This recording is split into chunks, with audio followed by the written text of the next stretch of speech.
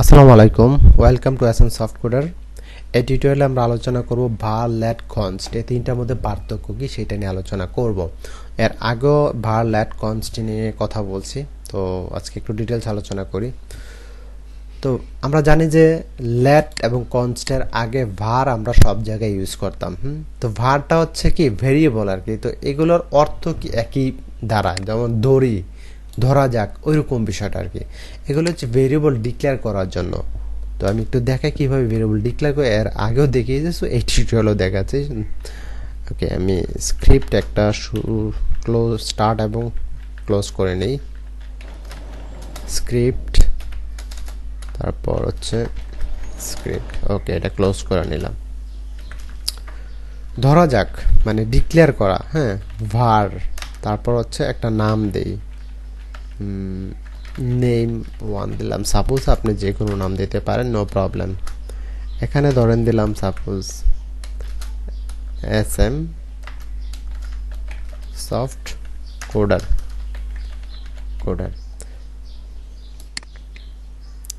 আচ্ছা যাক, সমস্যা নেই।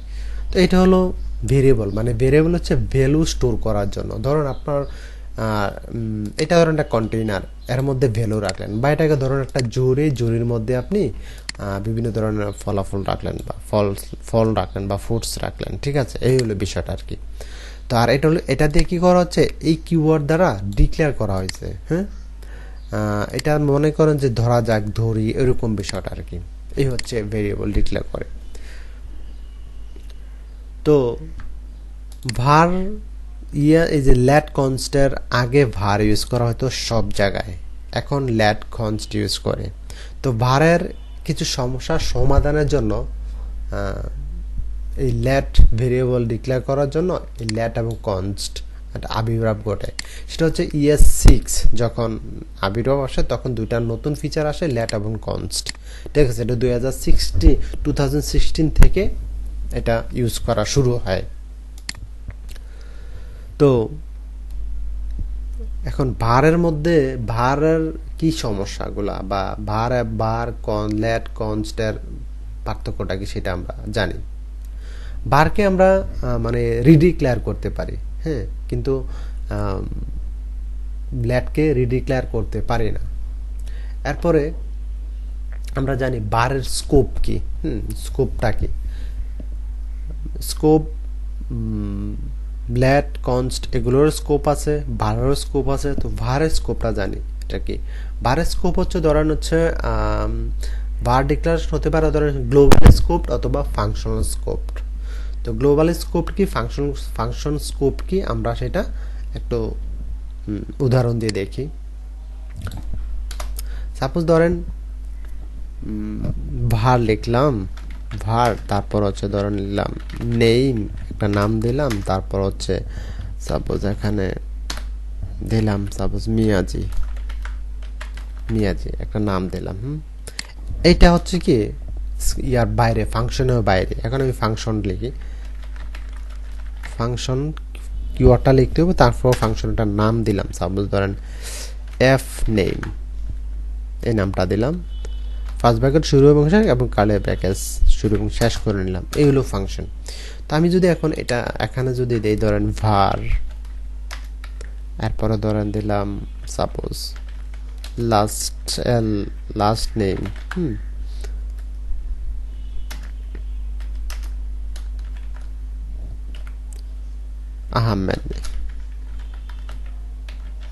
আহমেদ দিলাম। তো এইটা হলো গ্লোবাল স্কোপ, আর এটা হলো ফাংশন স্কোপ। এটাকে আপনি স্ক্রিপ্ট ফাংশনের বাইরে থেকে আপনি ইউজ করতে পারবেন না। ধরেন আপনি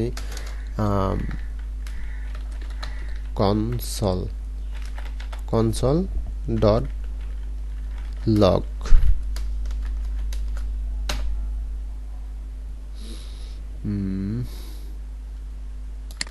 এই যে নামটা এখানে দিলাম, এটা আপনি এখান থেকে ইউজ করতে পারবেন না বাইরে থেকে। কারণ হচ্ছে এটা তো ফাংশন স্কোপ, এই কারণে ফাংশনের ভিতর থেকে কল করতে হইব, কিন্তু এইটাকে পারবেন।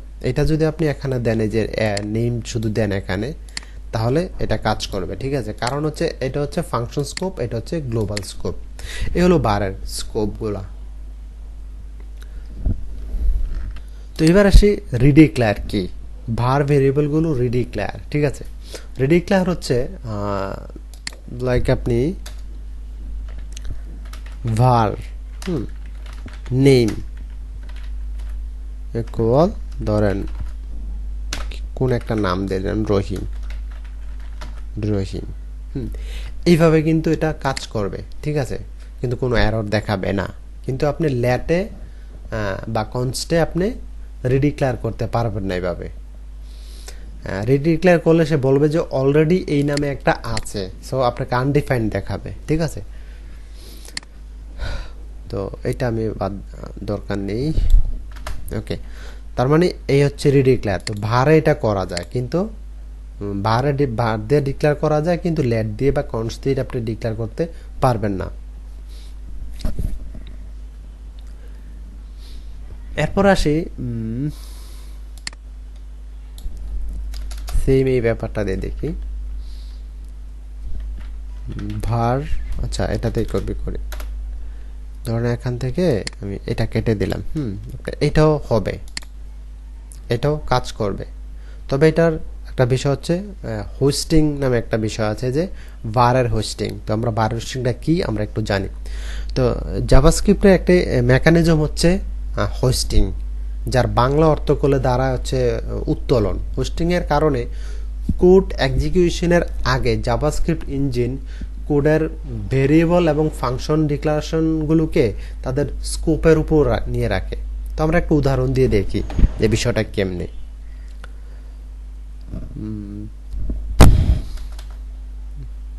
আচ্ছা ওইটা থাক, বিষয়টা হচ্ছে যে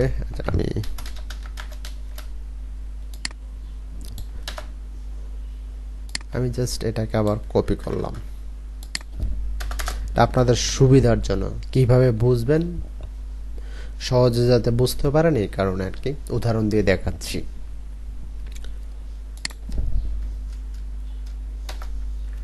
ধরেন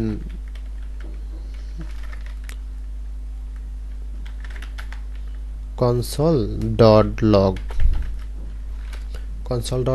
তারপরে সেটা আমি ধরনটা দিলাম হচ্ছে নেম, দিয়ে দিলাম এখানে নেম, এই ধরনের বিষয়টা হচ্ছে এরকম আর কি। তো আমি কি বলছিলাম যে জাভাস্ক্রিপ্টের একটি মেকানিজম হচ্ছে হোস্টিং, যার বাংলা অর্থ হচ্ছে যে উত্তোলন করা। হোস্টিং এর কারণে এই কোডটা এক্সিকিউশনের আগে জাভাস্ক্রিপ্ট ইঞ্জিন কি করে ভেরিয়েবলের ফাংশন ডিক্লারেশনগুলোকে তাদের স্কোপের উপর নিয়ে যায়, যে স্কোপটার উপরে যে স্কোপের উপরে তারা নিয়ে যায়, বিষয়টা আর কি এরকম, ঠিক আছে। তো যাই হোক, তো হোস্টিং এর কারণে জাভাস্ক্রিপ্ট ইঞ্জিন এই কোডটাকে দেখেন আবার অন্যভাবে একটা উদাহরণ দিয়ে দেখাই। এটা হচ্ছে হোস্টিং করে আর কি। সাপোজ ধরেন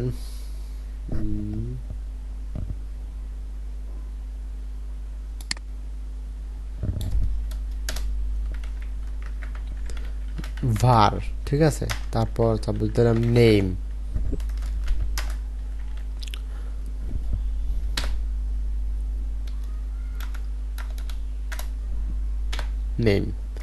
এরপর console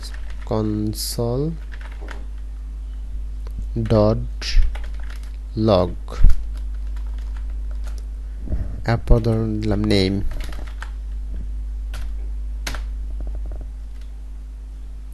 কিন্তু এটাকে একটা মেসেজ দিবে যে মানে আনডিফাইন্ড, ঠিক আছে, লাইক নেম ইজ আনডিফাইন্ড, এরকম একটা মেসেজ দেখাবে।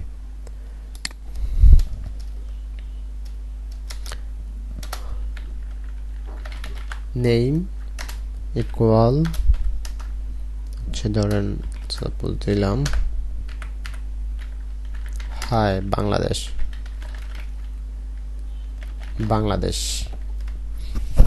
বিষয়টা এরকম আর কি, ঠিক আছে। হোস্টিং, যেটা হোস্টিং করবে জাভাস্ক্রিপ্ট কোডকে এক্সিকিউশনের আগে হোস্টিং করে নেবে এইভাবে। তো var দিয়ে ডিক্লেয়ার করা ভেরিয়েবলগুলোকে হোস্টিংয়ের মাধ্যমে তাদের স্কোপের উপর নিয়ে যাওয়া হয় এবং ভেরিয়েবলগুলোর মান হিসেবে আনডিফাইন বসায় দেয়, যেটা হচ্ছে আনডিফাইন হিসাবে তারা বসাবে। তো যাই হোক, এটা আমরা জানলাম। তো এখন আমরা জানি যে লেট কিভাবে ইউজ করে, লেট কেন, সেটা নিয়ে, ঠিক আছে। তো ভেরিয়েবল ডিক্লারেশনের জন্য এখন যে লেট বেশি ব্যবহার করা হয়, বার ডিক্লারেশন থেকে লেট অনেক উন্নত বলতে পারেন, এবং এটি বারের সমস্যাগুলোকে সমাধান করে। তো আমরা দেখি যে লেট কি। লেট হলো ব্লক স্কোপ, ঠিক আছে, ব্লক স্কোপ। তো ব্লক স্কোপটা কি সেটা একটু দেখাই, এই পর্যন্ত ফেলে দিলাম। ব্লক স্কোপটা হচ্ছে বেসিক্যালি আপনি যে ব্লক কোডের মধ্যে রাখবেন আর কি, ধরেন এরকম আর কি বিষয়টা।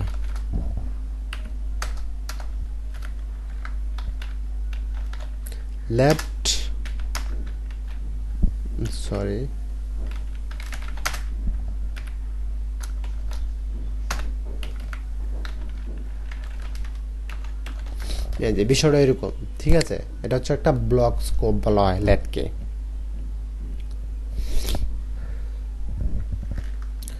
আচ্ছা, আমি এই কোডটা রান করি।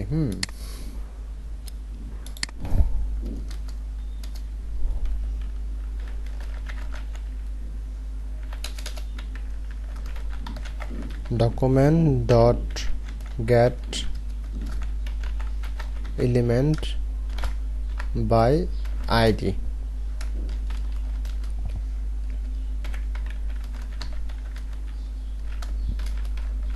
inner html। ওকে, তো এখানে একটা আমি আইডি নেই,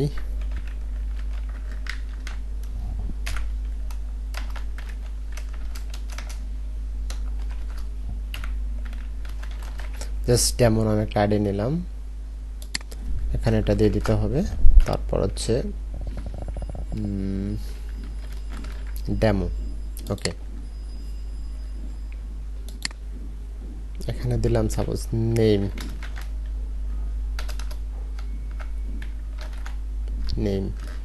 কন্ট্রোল এস দিয়ে সেভ করলাম। এখন এটাকে আমি রান করি, এই যে মিয়াজে, ঠিক আছে। তাহলে আমি এটা যে একটা ব্লক স্কোপ, হ্যাঁ, এইভাবে করতে হয়। এটা যদি আমি এখন বাইরে থেকে করি, এই যে ফাংশনের বাইরে থেকে কন্ট্রোল এস দিয়ে সেভ করলাম, রিলোড দিয়ে, এই যে দেখেন আসছে না, ঠিক আছে। তো এটা আমি আচ্ছা একটু কমেন্ট করে রাখি,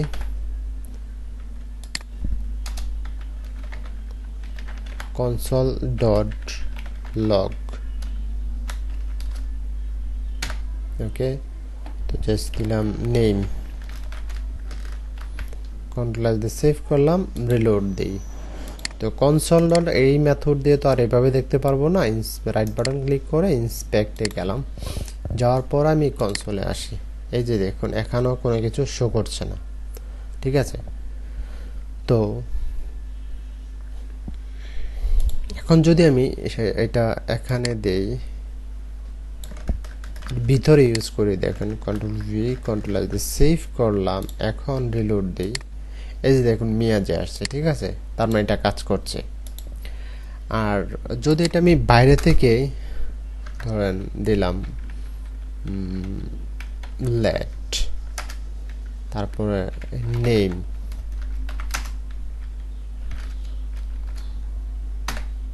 সাপোজ দিলাম হচ্ছে এসএম দিলাম, জাস্ট কন্ট্রোল এস দিয়ে সেভ করলাম। এখন এটা বাইরে থেকে ধরেন এটা দিয়ে কল করলাম, নামটা নেমে থাকলো, কন্ট্রোল এস দিয়ে সেভ করলাম, রিলোড দিই,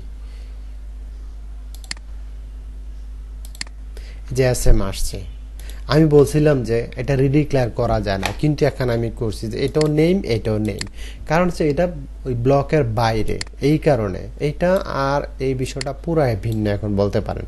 এইটা একটা স্টেটমেন্ট, এটা হলো একটা স্টেটমেন্ট, সো এই কারণে কাজ করছে। কিন্তু আপনি যদি এই যে সেম এটাকে যদি আপনি ইয়ে করেন, দেন তাহলে কিন্তু এখন কাজ করবে না। এই যে দেখুন কাজ করছে না, ঠিক আছে। আচ্ছা, এটাকে আমি এটা আপাতত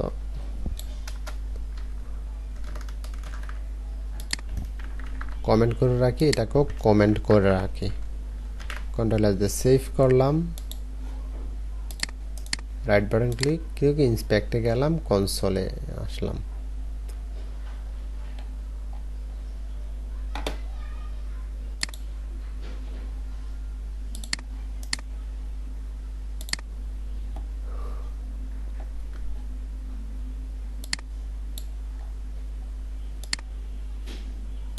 আচ্ছা, ওকে, এই যে দেখুন এখানে কি করছে, আনকট সিনট্যাক্স এরর দেখাচ্ছে। তাহলে আমরা দেখলাম যে এই যে সেম নাম, হ্যাঁ, এটাকে রিডিক্লেয়ার করা যায় না। ওকে, তো যাই হোক, ব্লক স্কোপ কি এবং রিডিক্লেয়ার কি সেটা জানলেন। তো ল্যাটার হোস্টিংটা কি সেটা আমরা একটু জানি। এটা ওই বারের মতোই বিষয়টা আর কি, বারের মতো ল্যাটও হোস্টিং করে, তবে বারের মান হিসেবে যেমন আনডিফাইন হিসেবে দেওয়া হয়, ল্যাটার ক্ষেত্রে কোনো মান দেওয়া হয় না। হ্যাঁ, বারে একটা আনডিফাইন মান দেয়, কিন্তু ল্যাটে কোনো মান শো করে না, ঠিক আছে। যার ফলে ডিক্লারেশন আগে ল্যাট ভেরিয়েবল ব্যবহার করতে চাইলে রেফারেন্স এরর দেখায়, বিষয়টা এরকম। এখন যাই হোক, আমরা দেখি কনস্ট্যান্ট সম্পর্কে আলোচনা। কনস্ট্যান্ট কি বা কনস্ট কি সেটা নিয়ে আলোচনা করি। কনস্ট কেন ডিক্লেয়ার করা হয়? কনস্ট ব্যবহার করে ডিক্লেয়ার করা ভেরিয়েবলগুলো হলো যেমন ধ্রুবক, অর্থাৎ অপরিবর্তনীয় বলতে পারেন। হ্যাঁ, কনস্ট আপনি ডিক্লারেশনগুলো অনেকাংশ ল্যাটের মধ্যে, কিন্তু আপনি কোনো চেঞ্জ করতে পারবেন না কনস্ট ডিক্লেয়ার করলে। কনস্টও আপনার ব্লক স্কোপ কি সেটা দেখি। ল্যাট ডিক্লারেশনের মতোই কনস্ট ডিক্লারেশনগুলো যে ব্লকে ডিক্লেয়ার করা হয়েছে শুধুমাত্র সেই ব্লকে ব্যবহার করা যায়। কনস্ট রিডিক্লেয়ার বা আপডেট করা যায় না, যেটা বলছি চেঞ্জ করা যায় না। অর্থাৎ কনস্ট দিয়ে ডিক্লেয়ার করা ভেরিয়েবল তার স্কোপের মধ্যে অপরিবর্তিত থাকে। ল্যাটেরও ভ্যালু চেঞ্জ করা যায়, কিন্তু কনস্টের ভ্যালু চেঞ্জ করা যায় না। এটা কনস্টের মধ্যে, কনস্ট আর ল্যাটের মধ্যে পার্থক্য। তো যাই হোক, আমরা বিষয়গুলো সম্পর্কে ডিটেলস জানলাম। তো যখন প্র্যাকটিক্যালি আরও কাজ করব তখন খুব সহজে বুঝতে পারবেন। কনস্টের হোস্টিং আছে। তো ল্যাট ডিক্লারেশনের মধ্যে কনস্ট ডিক্লারেশনগুলো তো হোস্টিং হয়, তবে ইনিশিয়ালি এটা ইনিশিয়ালাইজেশন হয় না, ঠিক আছে। যেমন ল্যাট, কনস্ট এবং বারের প্রত্যেকটারে হোস্টিং আছে। তো তিনভাবে এটা কনস্ট হচ্ছে ইনিশিয়ালাইজেশন হয় নাই, তারপরে ল্যাটে একটা মান কোনো মান দেয় না, বাট ভারে আনডিফাইন একটা মান দেয়। তো যাই হোক, ল্যাট কনস্ট ল্যাট ভার সম্পর্কে আমরা জানলাম। এরপরও আমি একটু স্পেসিফিকভাবে বলি যে পার্থক্যগুলোকে কি কি। ভার ডিক্লারেশনগুলো গ্লোবাল স্কোপ অথবা ফাংশন স্কোপ হতে পারে, তবে ল্যাট এবং কনস্ট শুধু ব্লক স্কোপ, ঠিক আছে। এরপর আসি, বার ভেরিয়েবলগুলোকে তাদের স্কোপের মধ্যে আপডেট এবং রিডিক্লেয়ার করা যায়, কিন্তু ল্যাট ভেরিয়েবলগুলোকে আপডেট করা গেলেও রিডিক্লেয়ার করা যায় না। কনস্ট ভেরিয়েবলগুলোকে আপডেট এবং রিডিক্লেয়ার কোনোটাই করা যায় না। এরপর আসে 3 নম্বরে, এই তিন ধরনের ডিক্লারেশনকেই তাদের স্কোপের উপরে হোস্ট করা যায়। আমি বলছি যে এগুলোকে হোস্টিং করা যায়, হোস্টিং আর কি, HOIST আর কি, এটা হোস্ট বলা হয়। তবে বারগুলোকে আনডিফাইন মান দেওয়া হলেও ল্যাট এবং কনস্টগুলোকে কোনো মান দেওয়া হয় না। বার ডিক্লারেশন সময় আপনার হোস্টিংয়ে বারের একটা আনডিফাইন হিসেবে একটা মান দেয়, বাট ওই ল্যাটের সময় দেয় না, ল্যাট কনস্টের সময়। বার এবং ল্যাটকে কোনো মান ছাড়াই ডিক্লেয়ার করা গেলেও কনস্টগুলোকে অবশ্যই ডিক্লেয়ার করার সময় মান দিতে হবে। যাই হোক, আমরা এই তিনটা সম্পর্কে বার, ল্যাট, কনস্ট সম্পর্কে আলোচনা করলাম। প্র্যাকটিক্যালি যখন আরও কাজ করবো তখন সহজে বুঝতে পারবো। তো আজকের মতো এখানে শেষ। আল্লাহ হাফেজ।